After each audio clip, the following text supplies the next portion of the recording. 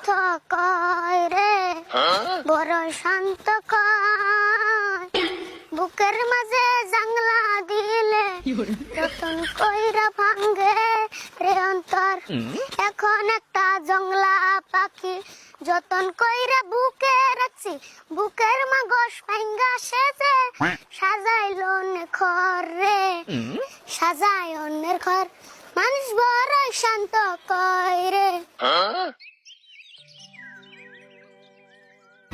কাকা খেতে যে দেখি কি মানুষের গুরু আয়ে ক্ষেতের মধ্যে বেরিয়েছে আধা ক্ষেত খাইয়া তাই নি?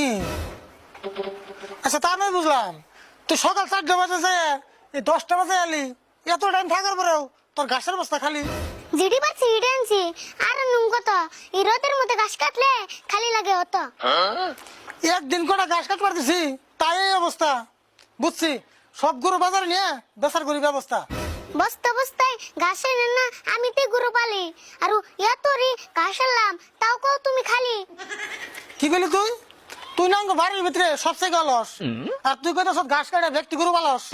কি কইলা তুমি এত কাম করি আমি তা আমি অলস আমি যদি অলস হই তাহলে তুমি মাইটা কলস হাই হাই রে 10 ইঞ্চি বুলান তুই 1 ইঞ্চি মাথা তারির মুখে বেরিয়ে গেছে কত বড় বড় কথা।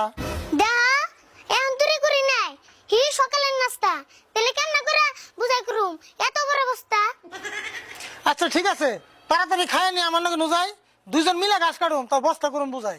হি রম রইতে দিকাইয়া আবার জামু ভাত খাইয়া হ্যাঁ খাওয়ার পরে না বই থাকবি বাইতে আর এই কটা ঘাস দিতে হবো না জান না কোথাইতে। অবনি এখন আমার খিদা লাগছে এখন আমি ভাত খামু খাওয়ার পরে যদি ভাল লাগে টেনশন যামু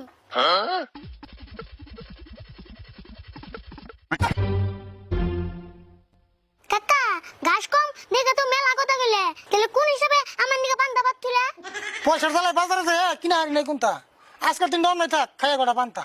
আগে যদি জানতাম তুই দিছ পান্তা তাহলে ঘাস কাটবা আর আমি খেতাম না তুমি কেটে আনতা গরমের মতো পান্তা ভাত খেলে পেট থাকে ঠান্ডা এমন কোনো মতো আমরা খাগা বাড়ি বেলা ভাইজা তুমি আন্ডা।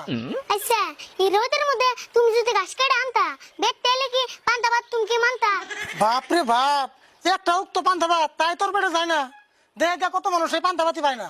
তোমার নাগাল কিপটে যারা তারাই পান্তা পাই না আর ভালো মানুষের মাছ মাংস ছাড়া পেটে ভাত যায় না ও দেখ তোর সমান থাকতে কাম করে দুশো ভাত চাইছি পানি পান্তা যা পাইছি abla abla খাইছি। তুমি খাইছো ভালো কথা আমি কিন্তু খামু না আর নুন দিয়া পান্তা ভাত খাইয়া আমি ঘাস কাটতে যামু না